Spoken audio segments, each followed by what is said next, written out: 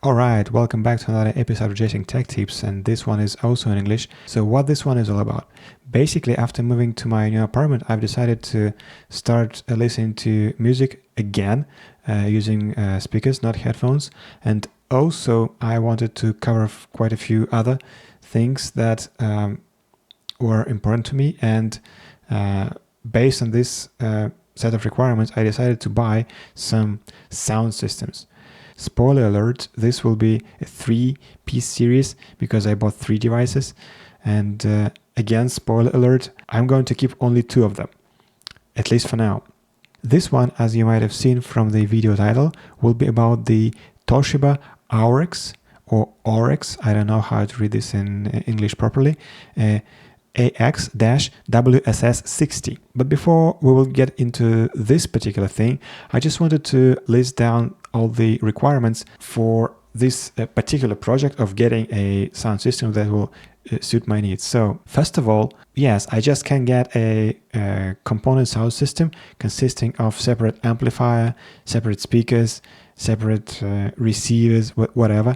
I decided I want a single unit that contains all speakers and other things. I just wanted to have a compact system basically, because for now I just want to have as little stuff as possible. Yes, I know I will be compromising on sound quality, on like different type of things, but I'm not bothered about this right now, not particularly.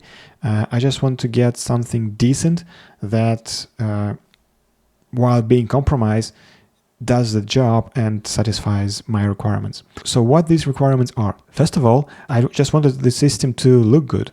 And looking good is a very, very broad term. I understand everybody's taste is different, everybody's interior is different, but I've decided to pick out a few systems that were at least trying to cater to this area of the market where people just want something to put in their living rooms or in bedrooms that's not pretentious, that's just looks maybe something in between piece of audio equipment and some novelty or some piece of furniture, and does the job.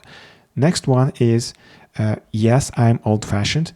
I wanted to have a FM radio receiver. Ideally both FM and AM radio receiver, but AM is less relevant, partially because in Japan it will be phased out in 2028, so whatever. But FM receiver is absolute must. I like listening to radio. I just like it despite Japanese radio being kind of trash and not really what you might think about when thinking about FM radio, but nevertheless. Third thing I needed is it must have a CD player.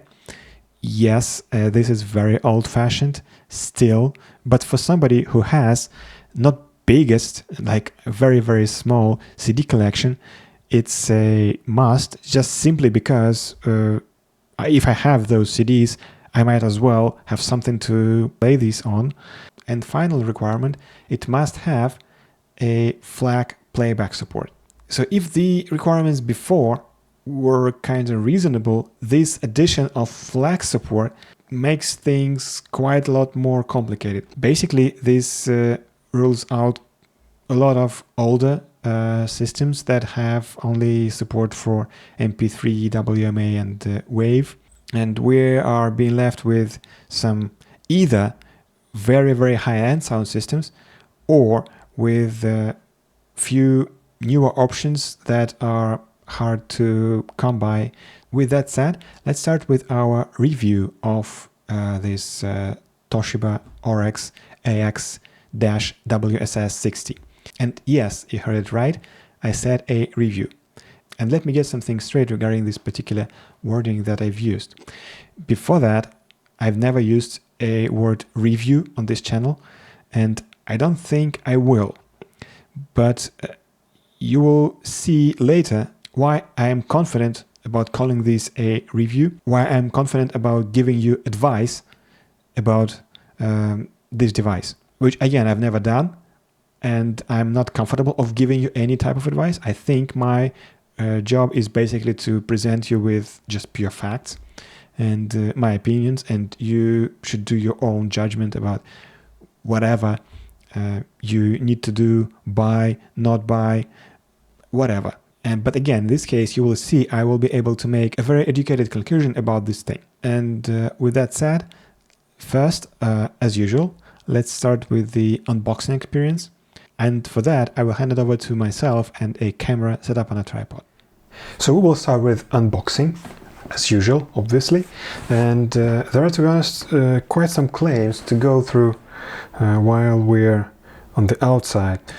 Yeah, as you can see, branded as Aurex. This is Toshiba's audio brand they use for almost all of their audio equipment these times. They say it's a slim type sound system, so fair enough.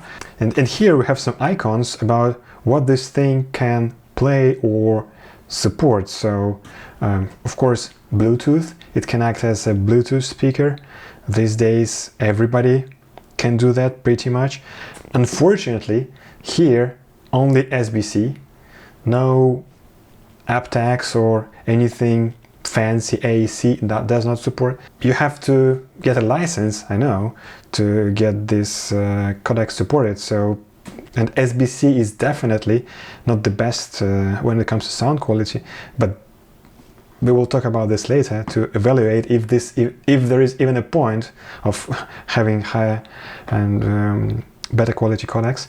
Then one of the main points of this system is that it has compact disc player. If you are getting this system, you, I think, need to wish to play CDs. Otherwise, if you don't need CD player, I honestly don't understand why you would even think about buying this thing. This and this is kind of one thing here. So the point is that it supports MP3 digital sound, whatever this is. But it also supports FLAC and wave. This, I mean, fair enough. Yeah, it's better to have it, but than not. But the main point is that it supports both MP3 and FLAC. This is not a thing where FLAC quality will be extremely important or even noticeable. But what it allows you to do is to have your one USB stick with all the music you can play, and on other devices, just to put it here and play both MP3, FLAC, no problem. On the sides, yeah, as you can see here, made in China, obviously, but we will talk about where it's made a little bit later. This can only be used in Japan because it only has a 100-volt input. But yeah, in the US, yeah, you can use it straight away. So let's open this to see what Toshiba ships and how it's all packed. Yeah, as you can see here, not a bad packaging. There's some foam, but yeah, I will be honest, I bought this thing used, in a sense that it's not brand new, but it's new in the box. It was processed through a kind of recycling company, which yeah, they took this out, took some photos. Who knows what they done, but I mean, this seems to be in full package.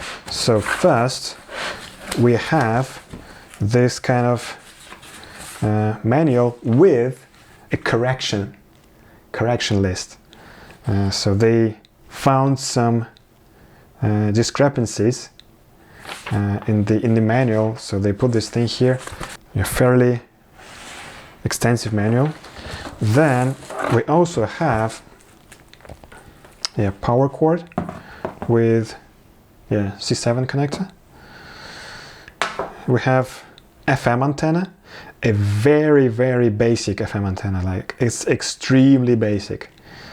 Yeah, here we have some batteries, definitely Chinese brand. Actually quite ironic that Toshiba cannot even give you Toshiba branded batteries with their products, because they have like their own Impulse brand of batteries in Japan. Yeah, here we have a remote.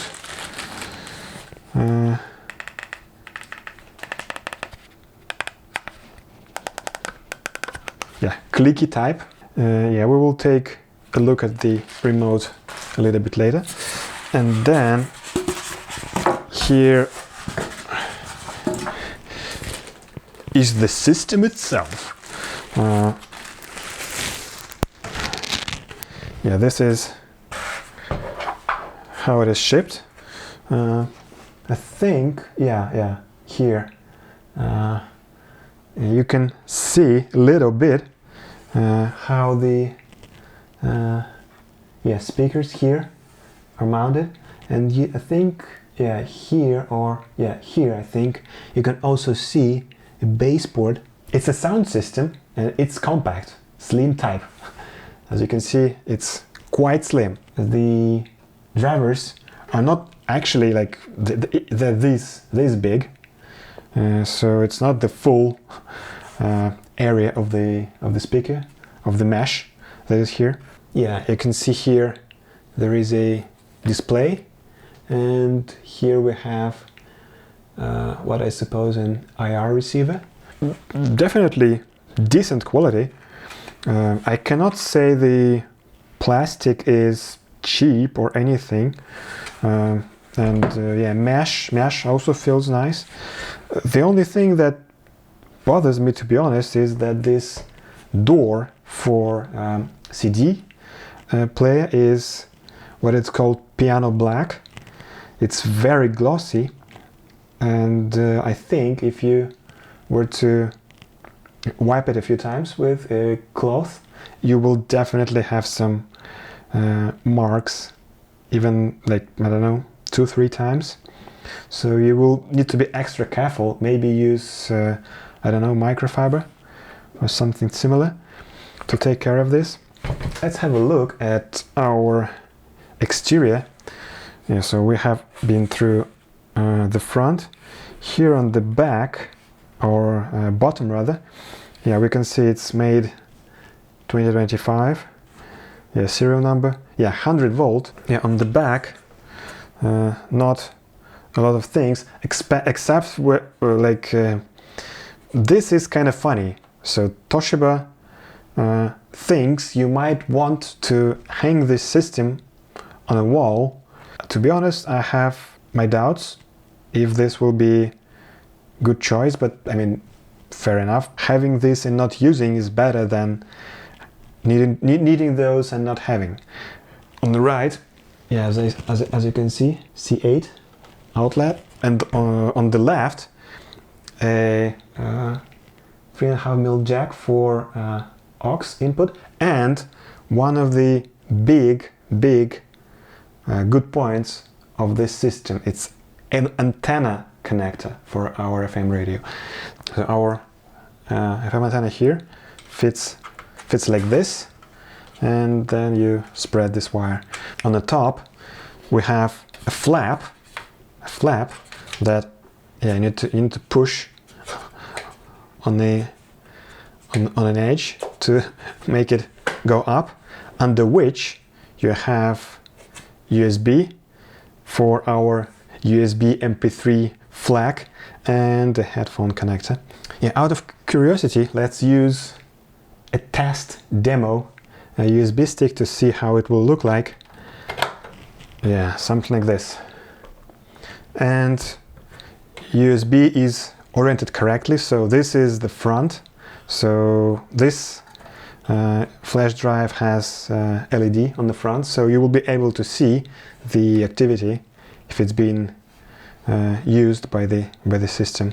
It depends on your preference. It might be a good thing or a bad thing. Personally, I would like to see the activity, so for me it's a good thing. Our buttons here,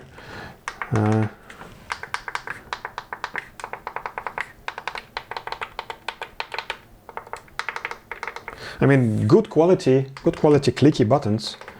Don't have any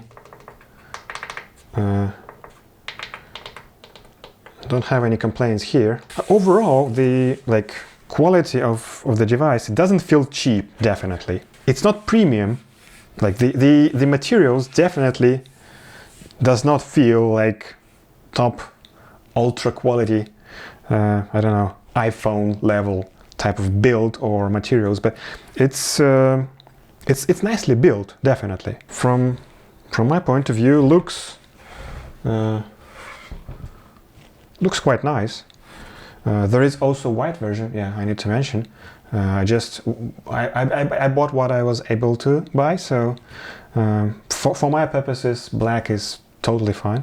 So I will power this on right now just to demonstrate how it looks like and to test some functions, because we will talk about the controls later separately.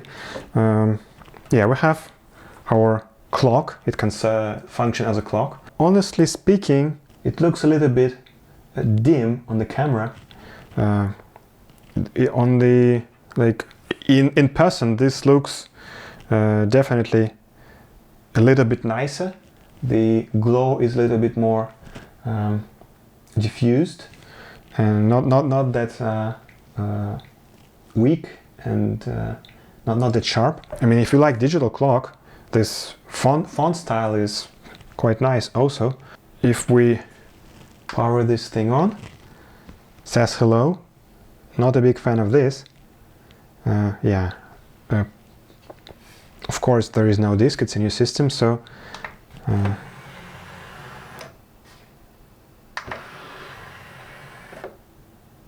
okay, I will now set up this thing for an explanation about how it functions, how it operates.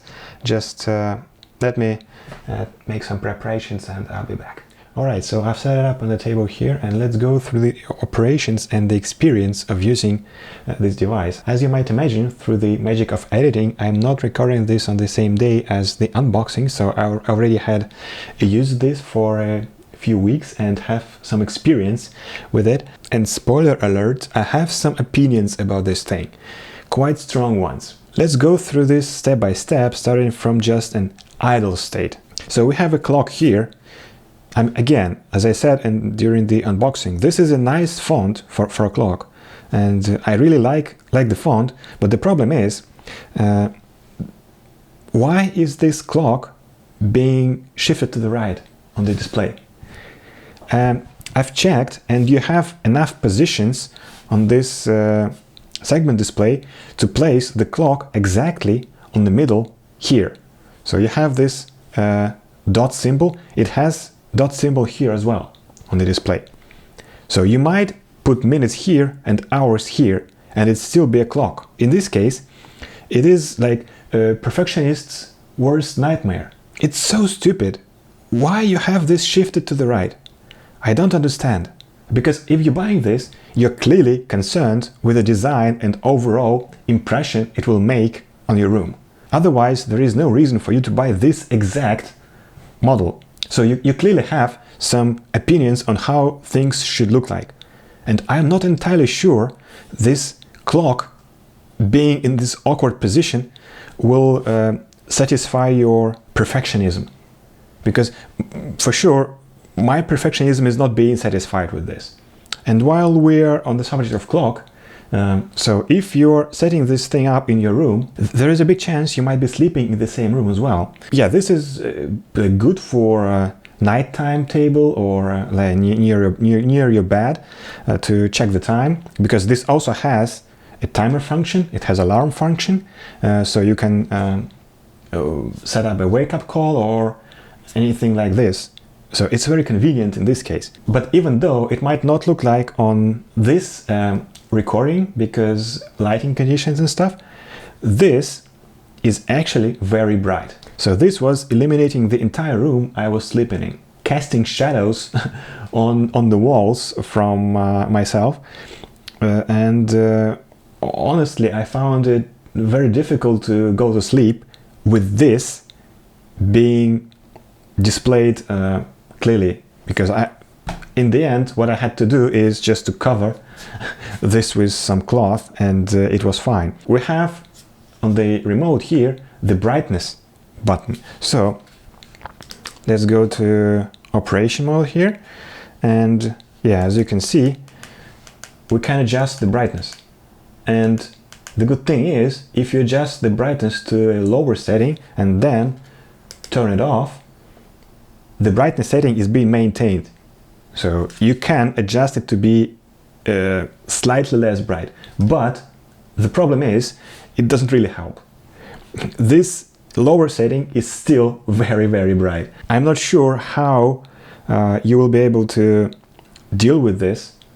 I mean, sure, you might set it up in a position where it will not bother you, but this is clearly some of the thing that you need to be concerned with when or if you're going to buy this thing. Which is, again, spoiler alert, you might not want to do based on the things you might hear after this, because things will get worse. I promise you. Again, going back to the theme of setting this thing up near your bed, this might be very close to your ears when you sleep or in the bed. And what I found out is, if you go like this, you might hear a very, very faint but audible white noise coming from these speakers. Unfortunately, I'm not able to record this on a microphone because you need a very sensitive microphone, a very low noise level, and no matter how high I amplify the sound, I just unable to make a distinction between just noise floor and the noise coming from this. But I can hear it very clearly. Again, I'm sorry for having this sensitive hearing, but I can hear this. And depending on your personal hearing, you might hear this thing as well, even more clearly than I am. And it might bother you that this is constantly humming in your ear when you're in bed.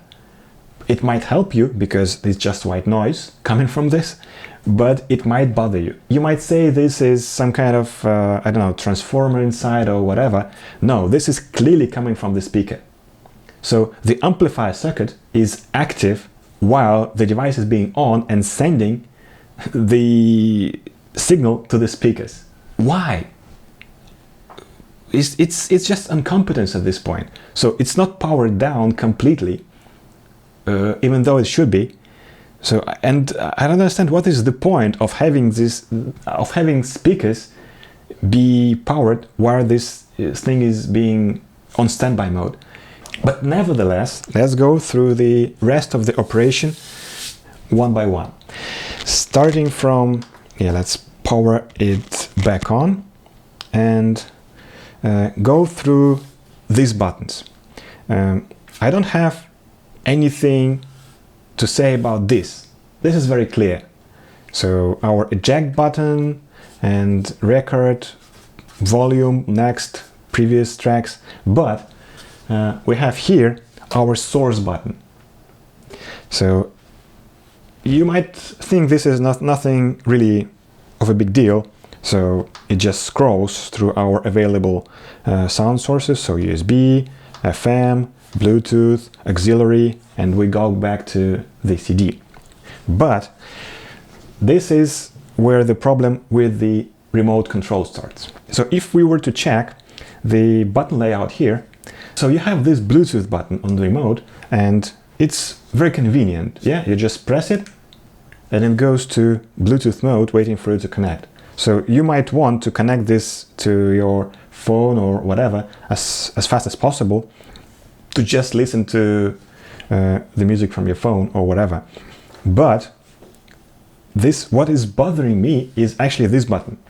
It is labeled CD-FM, so you might think this just switches between CD and FM mode, but no, this is actually scrolls through CD, USB, FM, and auxiliary. But it does not have Bluetooth in this selection. So, source button here scrolls through Bluetooth option, and this button here does not, even though this is clearly the same button functionally. So why you have like this doesn't make no sense. I mean, I understand the usefulness of Bluetooth button here. It's very convenient. No arguing about this. But then you might just included the Bluetooth in the same selection with this source button, or you at least might have put on the proper labeling on this saying CD FM, and maybe on the top or bottom aux and USB. Was it this difficult? This is like clear lack of attention to detail. Again, spoiler alert, this will continue throughout the entire experience of operating this thing. Let's start from experience of using it as an FM receiver. I've actually went to Akihabara and bought this adapter for the antenna socket. As you've seen in the unboxing, it has an antenna socket, which is extremely good. And I think any FM receiver which is designed for stationary operation must have an FM antenna socket. Just no reason for it not to have it, because if you have an external antenna, your options are so much bigger. You might just connect your antenna from on a wall. You might have a rod antenna that just connects directly to the unit and sticks out. Like many options are available. But the problem with this particular setup is that this unit, it is being sold only in Japan, but it comes with this antenna connector, which is called, depending on where you are, a PAL connector, I connector, IEC something rather connector. But in Japan, everything uses an F connector for antenna, like TVs, receivers, satellite boxes, whatever. Everything uses F connector. So why don't you put the proper connector on it? It doesn't make sense, but you might argue that it might be difficult to screw this nut on a connector that is being very inconveniently located on the back, which is fair enough. But at the same time, having this connector, which is non-standard, and you do not supply an adapter, you just supply a simple wire antenna, in many ways it defies the whole idea of having an external antenna connection if you need to have a special antenna adapter for this. I'm repeating myself many times, but having an external antenna connector is very good, and to be honest, was one of the main reasons I've decided to even buy this thing. It has auto tuning for available stations. You just press and hold the stop button and it starts to scan through the frequencies, and if it finds the station, like here, it will store it in one of the available 10 slots, which are again directly accessible through the remote control here. I like the idea of remote being utilized for direct access through this keypad. We're on station, so I just muted so we don't get a copyright strike. And if the signal is strong enough, you will see this ST symbol here, and it means that the station is being received in stereo. If you have a problem with this for some reason, like low sound quality, you hear some distortion, just press stop button, goes to mono mode, and then you might go back to stereo. This is very good and standard functionality for any, should be standard functionality anyway for any FM radio, and of course button on the unit itself does the same thing. So what is the experience of using this as an FM receiver? It's fairly okay, because you have the direct access to your presets,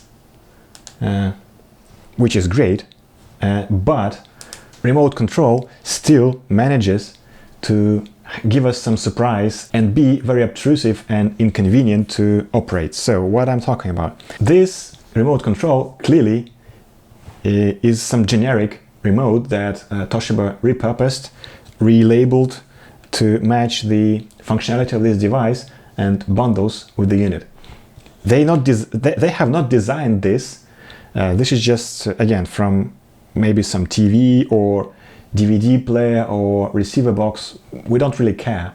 But the people who designed this in the first place, they understood the primary concerns of usability for a remote control. So you have your thumb, which is in the center of the remote, and the functions you are most likely to use and you use the most often should be in the center here on this ring. This is designed specifically with the mind of ease of operations when you hold a remote like this. Yeah. So to go here, you need to make an effort of putting your finger like this, and to go here, you might need to reach out, which might be able to do, but you might need to shift your remote to reach out on top here. Still, let's focus on this ring here, because this is the main problem with the remote control in all the modes. So up, down, adjust the volume. This is a very standard operation practice for any remote. We're all used to this. This is not a new thing. So it's almost a muscle memory embedded in everybody.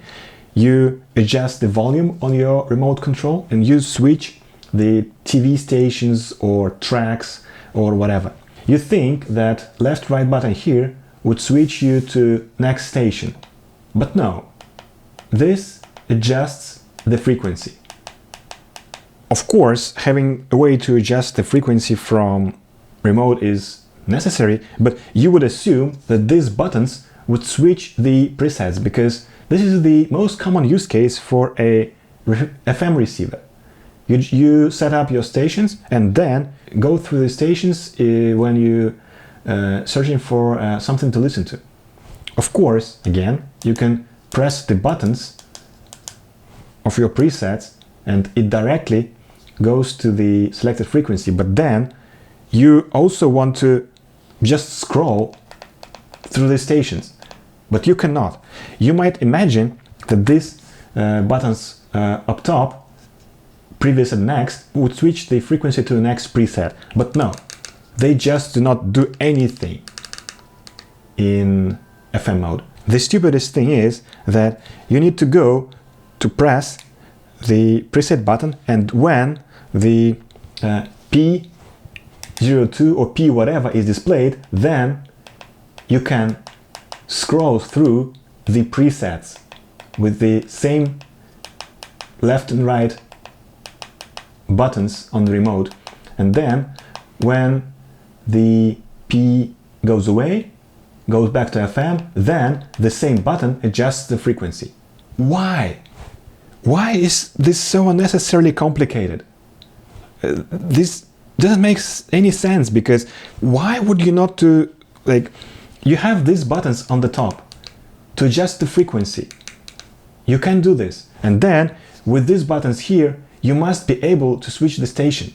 The people who designed this entire operation procedure, they didn't even thought about how people would use this device in the first place. Still, nevertheless, we go to our next mode, which is auxiliary. In this mode, you just connect to your external source and audio is being played from the speakers, which is nothing complicated, you might think, but this is touching a little bit on a sound quality, which we will talk separately about.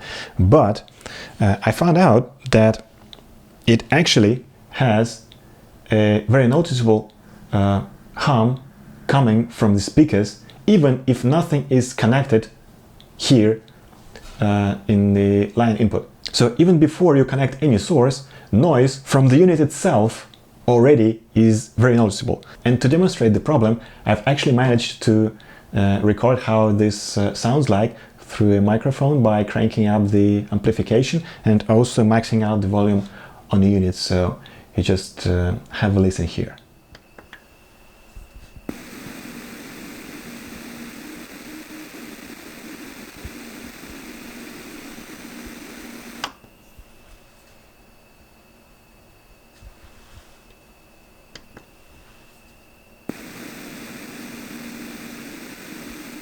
what makes these things worse is that this noise is being present in any mode actually, but you cannot hear it most likely when you're listening to FM radio, because FM already has a significant noise just from the carrier frequency.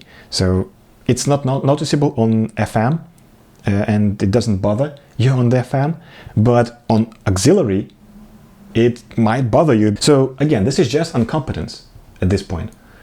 But let's stick with this and go to our CD here. So I will demonstrate the CD functionality using this album and this disc in particular. So as I demonstrated, you just put in the CD here when the door is being opened, but to be honest, I found out that it's not very convenient to place the CD in this area in vertical orientation. It's not the most elegant procedure you're doing in this position here, and you have this space for your finger to go and grab the disc, but the fact that you have to put the disc like so for it to go at the back of this door, so there is some risk of you scratching the CD, and also the fact that the pickup is located in the same space when you're just being reckless or careless of with the procedure of putting the CD in. It's not very likely that this will happen, but still it's a very there is a possibility of you doing so. What prevented them from putting this unit like here or here? Because there is enough space, clearly, but okay, fair enough.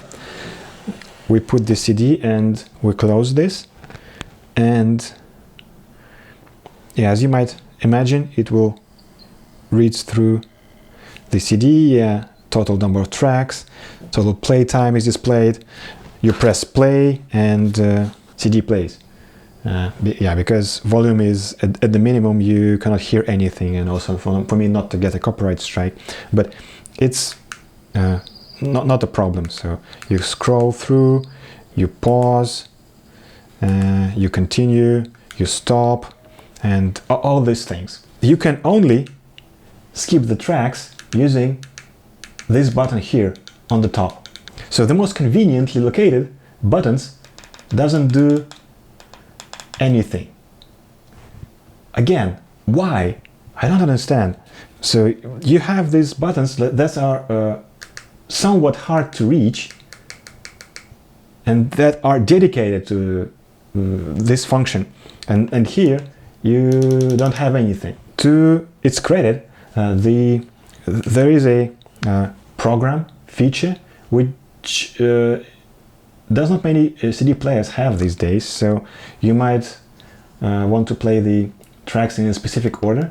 So you select your track you want to play in this first, then go press program again. Yeah, track number 2 will be this track.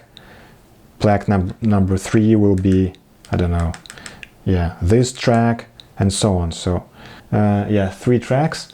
Then you press play. It will play the tracks in a programmed order as requested, and if you press next, it will go to actually next programmed track.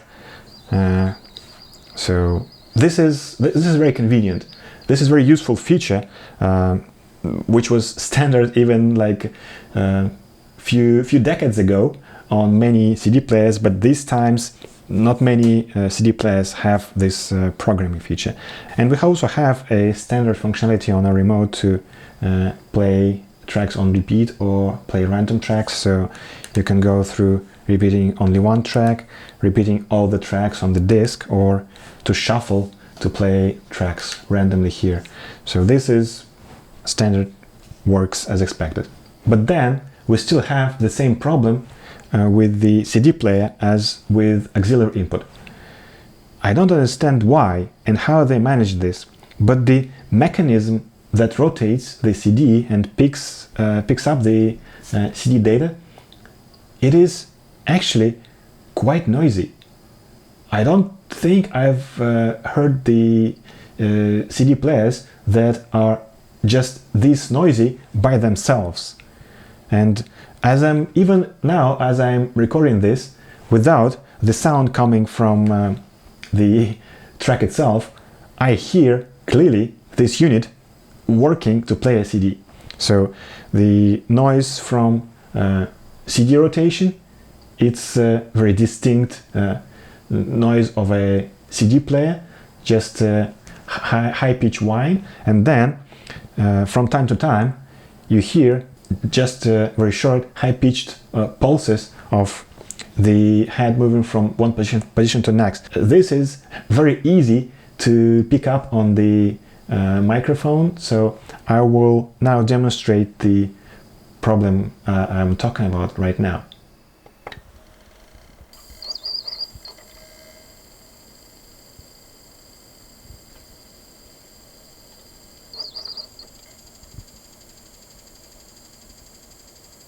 So you might think this is not that bad, and if you listen to your music, this will just drown in the overall music that you're listening. And I mean, fair assumption, because this is coming from just here, from the unit itself. It's not coming from speakers or anything. It's not being amplified. But if you're listening to ambient tracks, to tracks that have a lot of silence in them, and if you are not that far from the unit, you will be able to hear this sound very, very clearly. And for me, for example, if I'm listening to a piano track, this is clearly audible. I can hear it no problem at all. Again, might be because of my sensitive hearing, very low attention to detail, and overall very low quality. Just I don't know what else to make of this. I'm not sure if this is a defective unit or why it sounds like this, but it's just there is no excuse for a CD player that is being manufactured in 2025. I would like to remind you, this is a new device. It was released in November 2025 officially. It's an old unit actually, but we'll come back to this later. But formally, it's a brand new thing. It sounds bad even without us hearing any actual music from it. It's insane. Next, let's go to a USB playback. And as I mentioned before, this unit can play MP3 and it can play FLAC, the two most relevant audio formats. And this, of course, it's not the highest quality playback, and you will not be able to enjoy super high resolution or super high quality FLAC sound. If you have your music on a USB stick, you just can have one flash drive and you just listen to the same tracks everywhere, which is a simple idea. Again, I would like to spare some time to praise the existence of a dust flap here on top of the USB port and headphone jack. This is actually one example of good attention to detail on this unit. I want to emphasize again, this is how it should be like. If you have a port on the top where dust can easily collect, just put on some flap. And it's also easy to put it up, just pressing on the lower edge of the flap, and just comes up. And we plug in our USB here. Immediately starts reading. It utilizes the common sorting mechanism found on almost all devices that playback music from USB. So you have folders and you have tracks inside individual folder, and you can navigate through folders and select the track to play. So after a scan, we have 6 folders on our flash drive and 85 tracks, which is correct. So to play, you just press play.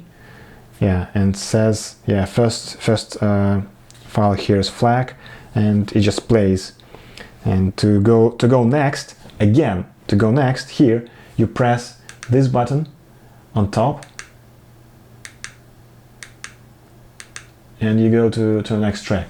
This is where things get interesting, because this button here is being utilized in this navigations throughout the USB, because this is how you switch between the folders on USB drive. Here you have a much less commonly used function assigned to a more accessible button on the remote. You would expect that these buttons would switch between the tracks, but no, this switches between the folders, and here you switch between the tracks. You can actually also utilize the keypad you have on the remote just to go to a track number, whatever. So if you want to go, for example, to track 20, you just put in 20, confirm, and yeah, says in folder number 2, and it's a FLAC, and it plays it. So this is a good system, but it assumes you know the numbers of each track on your USB drive. It might be convenient in some cases, but to be honest, I'm not entirely convinced this is extremely useful. Apart from this, again, repeat, random play, supported, no problems here. Our last function is just Bluetooth. I will not demonstrate Bluetooth connectivity and explain how to use this, because this just works, to be honest, as expected, and there are no any kind of weird issues. Let's talk about the rest of the functions on our remote here. We have the mute button, which is necessary, of course, for any sound device. So if you press it, it says muting. Sound quality button. So this translates to sound quality, but what it does is it changes between EQ presets, and you cannot select what each of these presets do.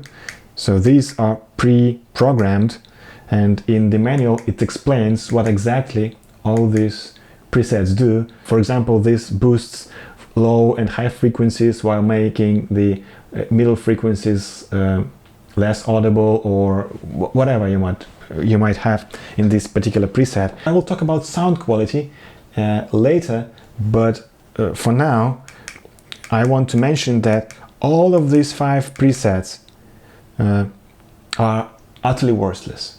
Basically, this is make it sound worse button. I haven't found any single preset be nice to listen to, no matter what music I was listening to. So you better just not to use this button at all. Just forget this, it exists. This flat preset is the nicest of all of these settings available. Just the end. And the last button we have here is our record button. So you should give credit where credit is due. Having a record functionality on any kind of music playback or sound playback device is very nice, because if you listen to a radio and you know some favorite show or favorite song coming up and you want to record, you just press record button, it starts recording. Yeah, as you can see here, yeah, indicator flashes, so it records to USB drive. Sound quality of the record is actually fine, I found out. It's only 128 kilobit, so not the best quality recording in the world, but it's definitely better than don't have any option to record. I will just demonstrate the sound quality right now, recorded from a FM transmission, but it can also record from CD, and then it can also record from auxiliary input. It cannot record from USB itself, it doesn't make sense, and it cannot record from Bluetooth, which is kind of limitation, but it's not a specialized recording device.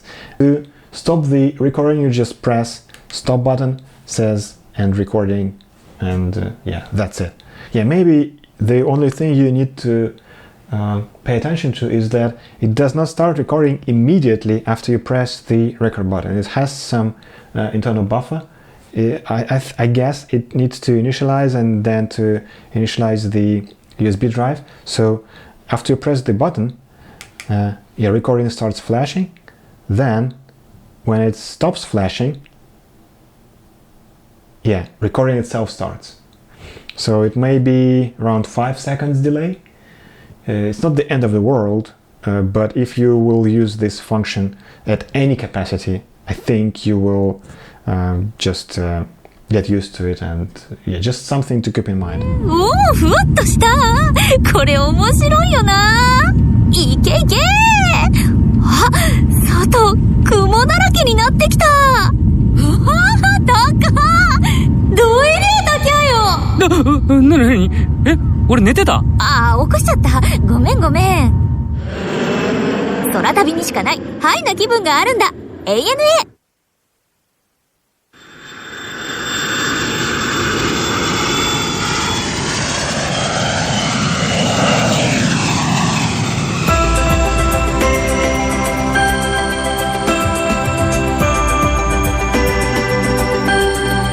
J-Wave Holiday Special ANA Holiday Air Current.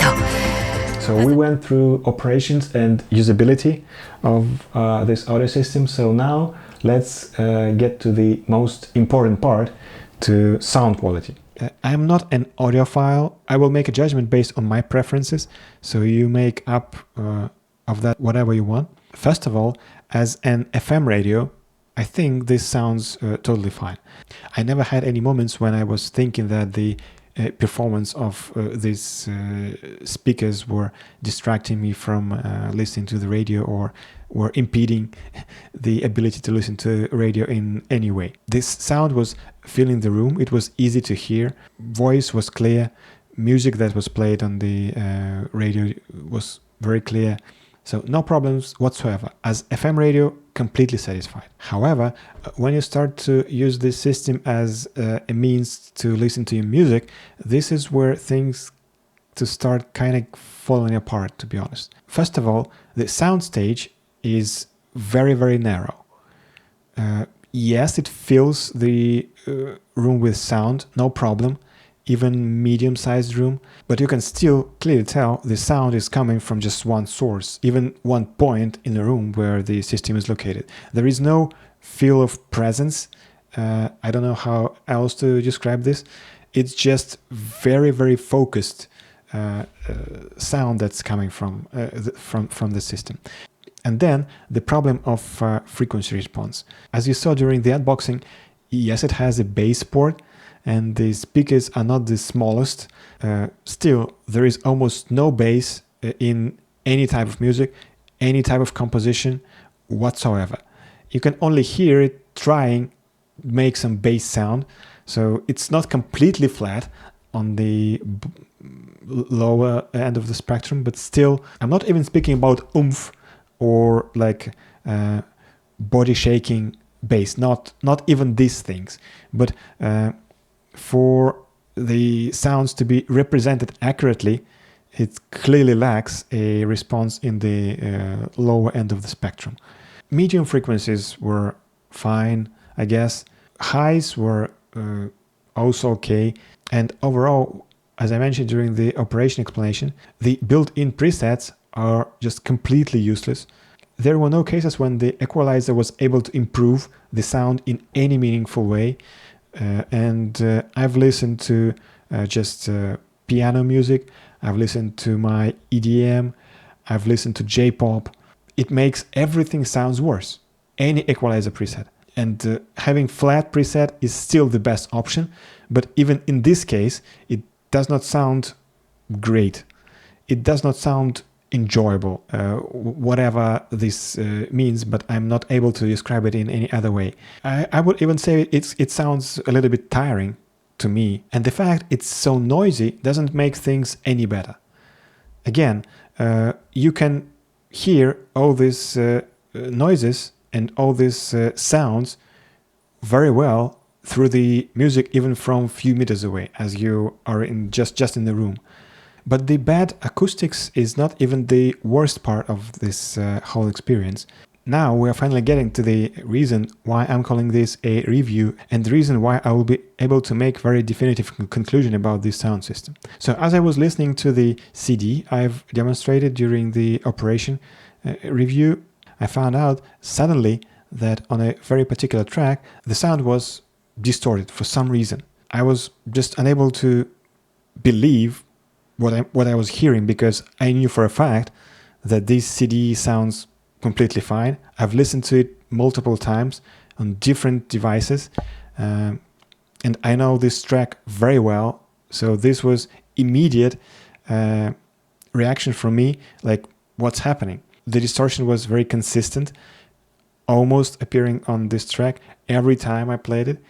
Then, to be fair, I've went to some different tracks, and I was able to hear the similar kind of distortion to what I'm about to demonstrate right now, but it was less apparent and less distinct. So I'm not going to demonstrate anything else, but I want to point out very, very clearly that this kind of distortion was present on other tracks as well, not only on this one. Now let's get back to the accident in question. First of all, I would like you to listen to how this track is supposed to sound like.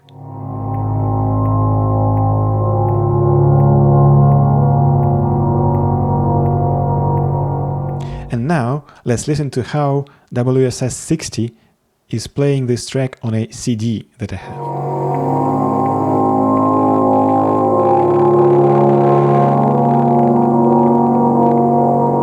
Haven't read the disclaimer on the video, again, no, this is not microphone distortion.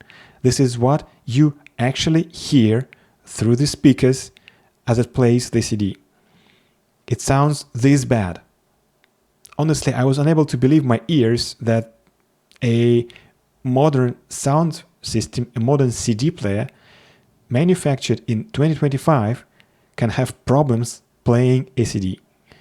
This is just unbelievable. But nevertheless, I was thinking maybe this is a CD player problem. Who knows, like, things happen. What I did next was I ripped this track into FLAC file, because again, if I have this system, I want to utilize its full capabilities, right? And if I have a CD and I don't want to constantly put this CD in and take it back, I will make a FLAC file. I will not make MP3. So I made a FLAC file, put it on a USB drive, and this is what happened.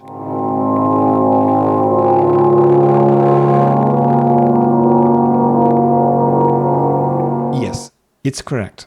It sounds exactly the same. So CD play is not a problem.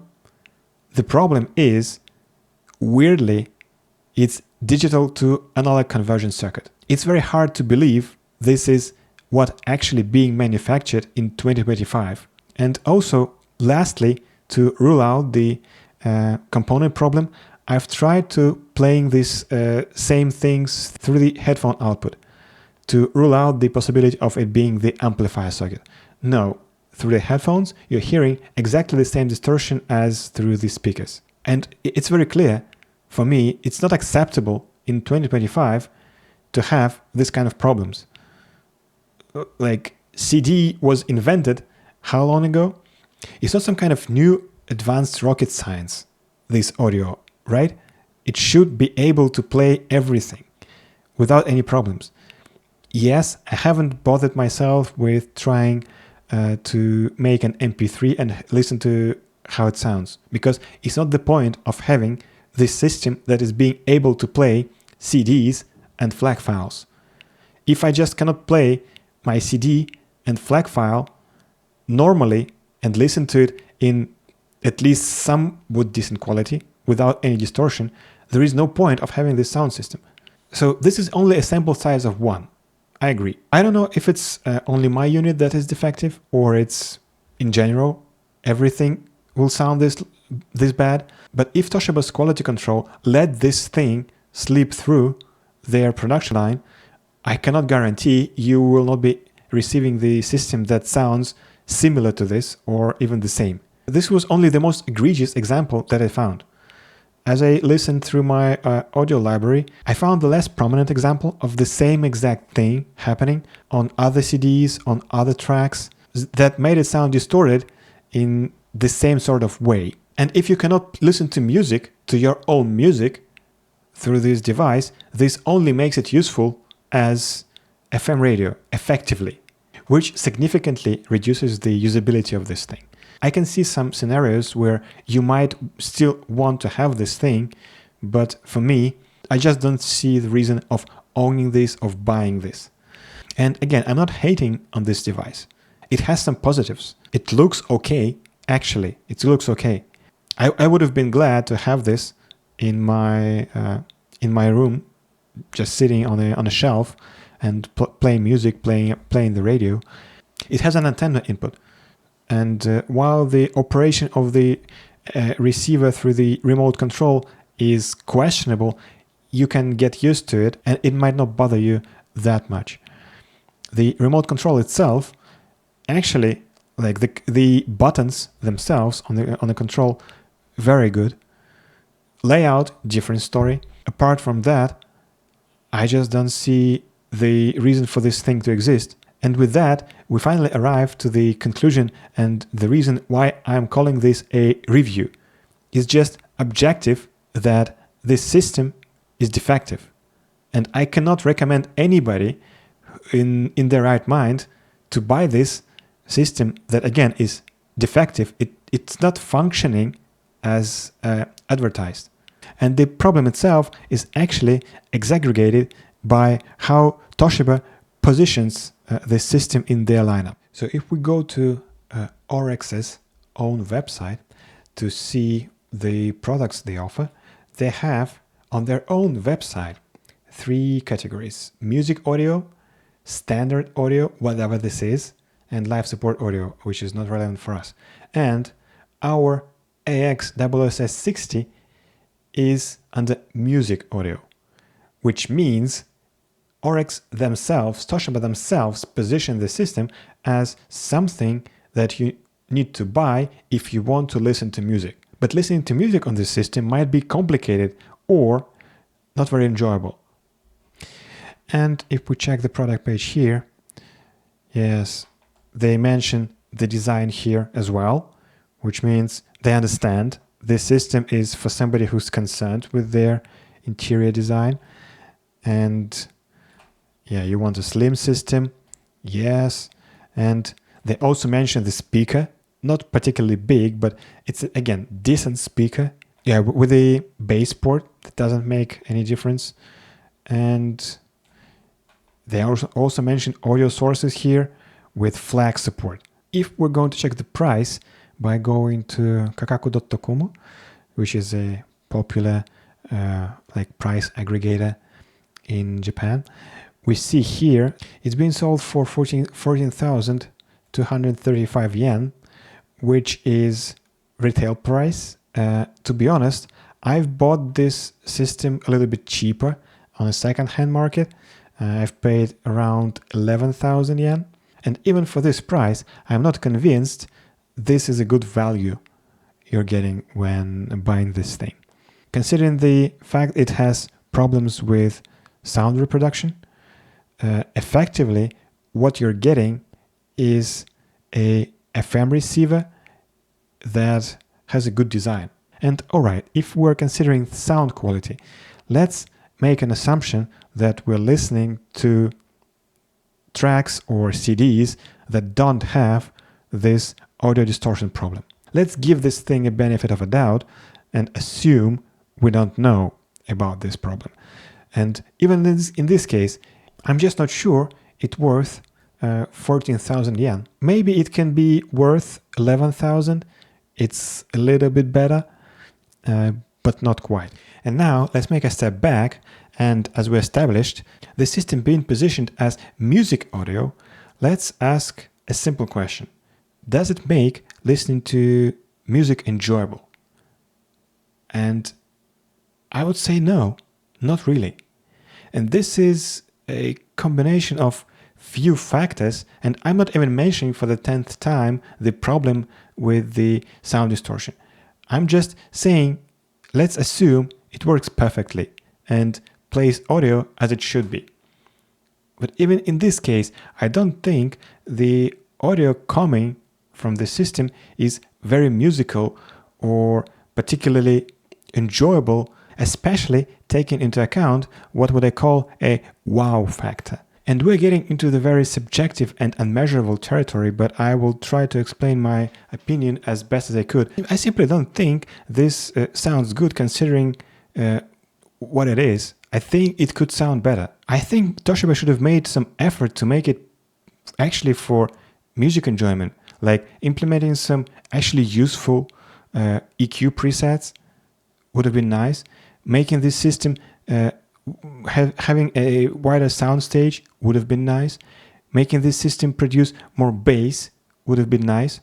Making this system overall sound better than it looks like would have been nice. Now it sounds just even worse than you would assume just from purely looking at its picture, in my opinion. Or in the best case, in the bestest of cases, it just does not sound impressive. It's titled as music audio, and I don't think it even justifies its own price, especially if you consider used options, and double especially if you consider options with separate amplifier, receiver, whatever, and speakers. You can have much better audio than what this unit offers. All these compromises could have been justified if this unit was offering some kind of combination of good audio, good functionality, something special. At this point in time, this just feels very cheap, but fair enough. Let's assume we still want to have something like this. I mean, I can see somebody just wanting to desperately buy this thing because it just looks so much better than anything else on the market, and it fits your interior perfectly, you like the style, and so on. In this case, actually, there are other options available, and here is where things start to get even more weirder, because as it turns out, this WSS60 might be related, or at least have some relationship to the other systems available on the market. And first, to replace our WSS60 is this Panasonic compact stereo system, a CHC320. I mean, even just by looking at this thing, you already can tell it resembles the WSS60. I mean, not perfectly, but it's very similar. So WSS60 has this black bar on the bottom, but otherwise it's just turned around. As you can see here, it looks extremely similar. Don't you agree? This central door and these grills and so on. And if we continue to scroll down here, even this portion here with USB and headphone, it looks almost exactly the same as WSS60. These buttons look the same. Okay, on our Toshiba system we have this dust flap that covers this area. Again, thanks for including this. But otherwise, it's strikingly similar. Recommended retail price is 21,000 yen, but it's actually being sold very close to our Toshiba system, brand new. The main difference here, if we go to specs, is that here under the USB section, it does not support FLAC at all. It supports recording, exactly the same, but then it has not only FM radio support, but AM radio support here as well. The thing I mentioned in the very beginning of the video with the requirements of it will be nice to have AM radio, it has this. It has slightly lower, older Bluetooth version, 4.2, instead of 5.3 on WSS60. If you're not being as picky as me, want the system that must play FLAC, I mean, you will be better off with this thing. In case you really want to have this particular style to fit your interior or whatever. And even if this is not enough, even if you don't want to have this display on the top, Panasonic has another option that again looks strikingly similar to our WSS60, which is called HC420. It has slightly different design here with the display in the center. The recommended retail price is slightly higher for a strange reason, to be honest, because it has a digital 5 CD changer. Basically what it does is copies the content of your CD into internal memory, and then 4 gigabytes of internal memory, and then you just can play your CDs without CD physically being present in the system itself. It's a little bit gimmicky, I think, but maybe it has some utility, and you don't have to use this thing. But then, as we go down here, we can see this diagram with the speakers. And let me go back to our WSS60 for a moment to just check this picture. I mean, for me, this looks not the same, but the construction and the principle is very similar. And you might say, whatever, how else you would make this speaker system? But then the similarity is especially striking if you just go at the back here, because it's exactly the same as on the Toshiba. AC in is on the left, and antenna socket, the same weird PAL antenna socket, is on the right here. Yes, this weird Panasonic with built-in memory, and again, it has FM AM radio support, but does not have FLAC playback support. Costs a little bit more, but then I think it's still a better quality system. So of course, I don't have a definitive proof that this Panasonic and this Toshiba are related in some way, but I think it's evident that they at least share some common parts, common designs. Maybe they are being manufactured even by the same factory, or Panasonic had sold the designs to Toshiba, or whatever happened. I think it's fair to say these systems are related, but then Toshiba obviously made their own modifications. They cheap out on some components, made manufacturing cheaper, and we ended up with WSS60. So in conclusion, I don't recommend anybody to buy Toshiba Aurex AX-WSS60 unless you have a very specific use case of it being used only as a FM receiver, and only because you really like the way how it looks and how it fits into your interior. And even in this case, I don't recommend anybody to buy it with the full retail price, only discounted, only on second-hand market. And keep in mind, you might have the same problems as I did on my system. I haven't reached out to Toshiba about this, simply because this system was bought second-hand. I don't have any kind of warranty on it. I don't have a return policy. I don't have any support. So this is just out of the question. They might be able to replace the unit if it was new and sounded like that. I'm not sure. I'm not going to vouch for it. And this concludes my review, first, maybe even the last, of an audio product. In the next few episodes, we're going to review some other systems that I've bought with the initial requirements in mind that were, spoiler alert, much better in terms of functionality, and I liked them much more than this thing. And with this, thank you for watching, and see you next time. Bye.